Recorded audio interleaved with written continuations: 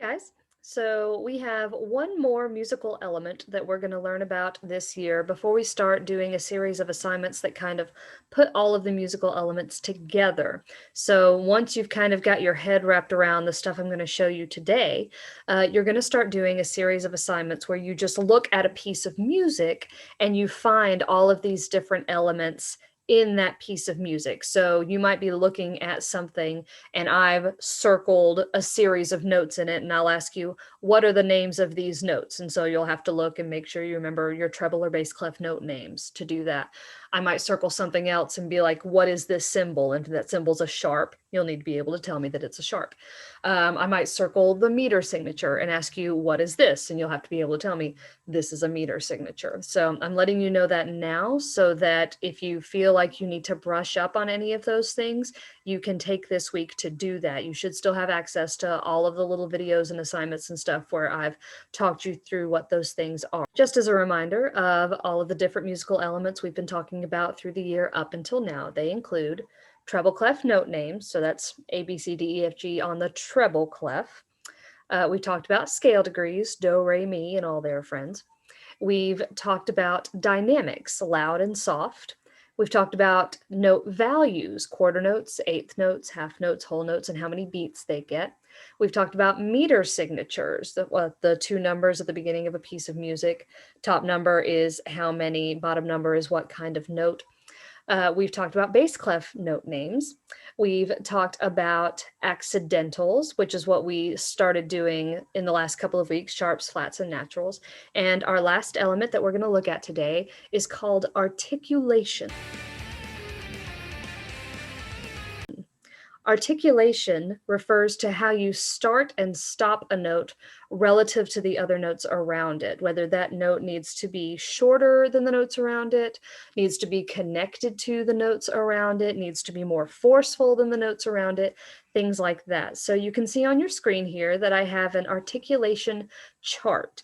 And that articulation chart should also be in your expression lessons module. If not, somebody send me a message in Canvas and I'll be sure to put it in there. All right, so we're going to go down this list and we're going to talk about what these symbols look like and what they mean. And then we're going to look at a couple of pieces of music that you guys have seen before, well, some of you, and let you know kind of what these look like in the wild, so to speak. So this first one is called an accent. So it's this little guy. It means the note is to be played or sung more forcefully than those before or after it. Now, you might be looking at this symbol and thinking, oh, that kind of looks like a decrescendo. Yes, it does. The accent is only as wide as the head of the note. See how this little black note head and this little symbol are the same width?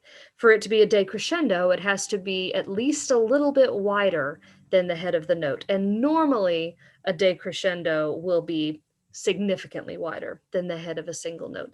So if it's just a little bitty fella like that, it's an accent, and it's telling you to make that note more forceful than the notes around it.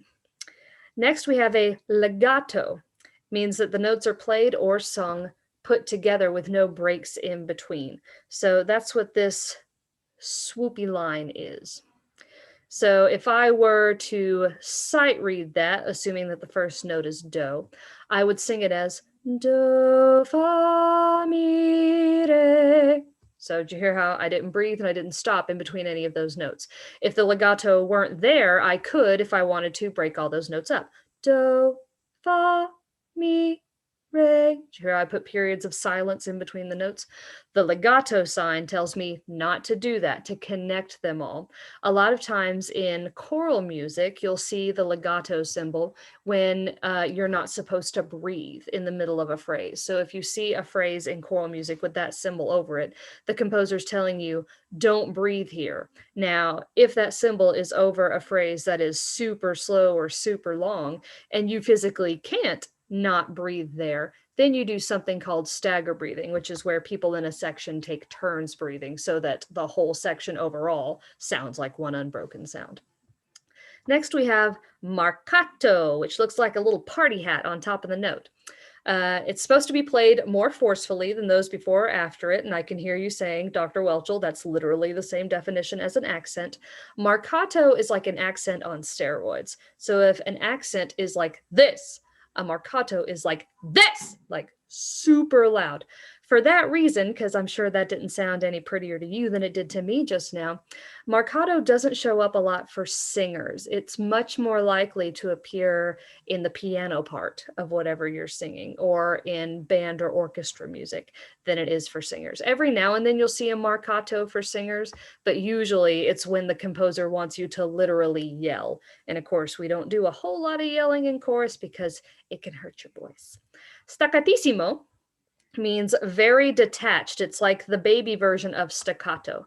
Staccatissimo is one you also don't see a whole lot as a singer, just because it's really hard to make a really short sound with your voice because you need a certain amount of time for your vocal cords to actually make a sound. What you're going to see much more often as a singer is staccato, which means detached. So the notes are played short and separated from each other. So let's say, for example, that this little dot was under each of these notes, under or over these notes, instead of that legato line. So with the legato line, remember, you don't put a break in between them, you don't breathe, you don't stop. If they were staccatos instead, it would go do, fa, mi, re. So you'd separate them from each other. That's what staccato means. So staccato and legato are essentially opposites. Finally, there's tenuto, which means to hold the note for its full length.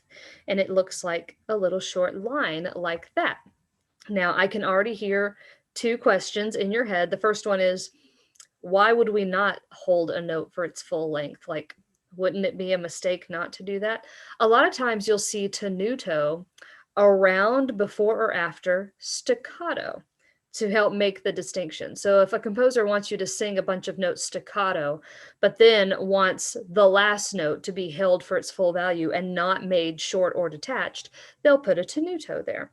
The other question that I get a lot about tenuto is, how do I tell when that little line is a tenuto line versus a ledger line? Ledger lines are those little lines that make the staff longer if you're singing or playing a note that won't fit in the 5 lines of the staff. I'm going to show you an example of that here in a second that will make that a little bit clearer. So this is a segment of Carol of the Bells that all of our treble singers learned back in December. So you can see here there's 3 of our articulation symbols that we talked about.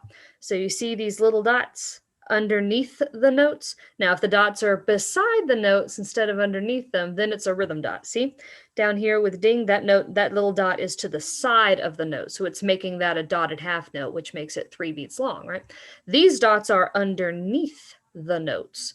Those are staccato dots. Whereas you see this little line floating up here.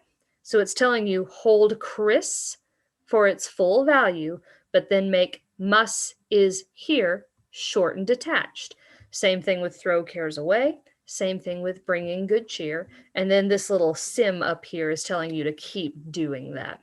So if I were singing from measure 4 right here, throw cares away, Christmas is here, bringing good cheer. So I'm trying to separate the ends of the measures and hold out the first notes for their full value. And then here in the alto part, there are accents. Ding, dong, ding. It's telling you to be forceful so that we can hear the onset of each of those dings and dongs. I've also got a segment of J'entends le moulin that the 6th graders are learning right now for LGPE. And you can see here, we have some las that have tenuto symbols under them, and then a staccato la. And the reason those tenutos are there is so that you're making a real big, obvious difference between these long notes and this really, really short note. La, la, la, la, la, la, la, la, la, la, la. The composer's trying to get you to really emphasize and bring out that staccato by making the things around it much longer and much more sustained and connected.